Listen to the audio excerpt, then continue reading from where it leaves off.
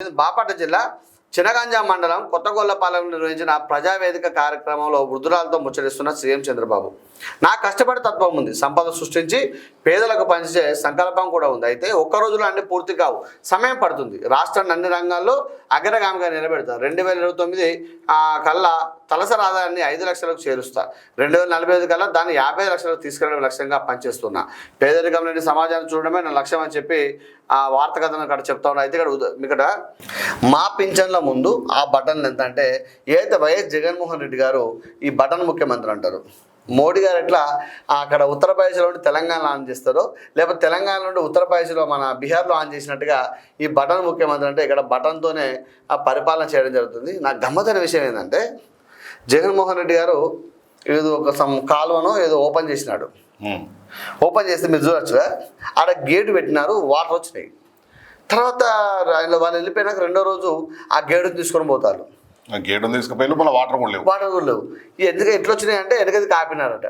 ఆపి చేసిన తర్వాత వాటర్లోకి ఇటారు. అంటే ఇటువంటి పనులు చేయడం జరిగింది. అంటే ఒక ఎమ్మెల్యే పోతాడు, టాయిలెట్స్ ఓపెన్ చేస్తాడు కదా.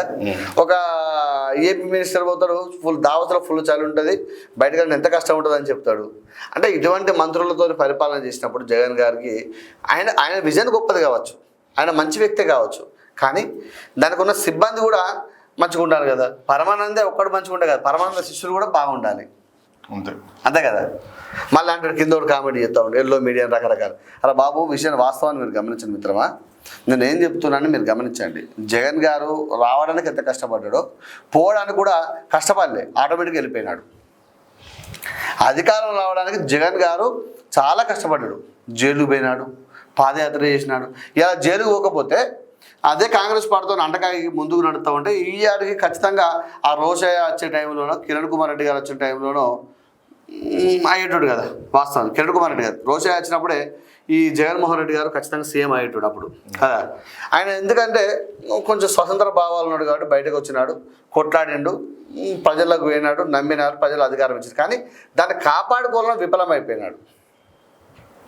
అన్ని వర్గాల స్థాయి నుంచి కొంచెం విమర్శలు అధిక మొత్తం. అంటే ఈయన ఒక్కడే కాదు కదా శ్రీకాంత్ గారు, కింద వాళ్ళు కూడా దానికి కష్టపడాల్సిన అవసరం ఉంటుంది కదా. అంటే హామీలు అమలు, దాని ఏమంటారు, నవరత్నాలు ఇచ్చినాడు, ప్రతి పేదవారికి సంక్షేమ పథకాలు అందినాయి. కానీ ఈ యొక్క ఎమ్మెల్యేల పనితీరు రకరకాల పంచాయతీతోనే ఆయన ఓడిపోయాడు.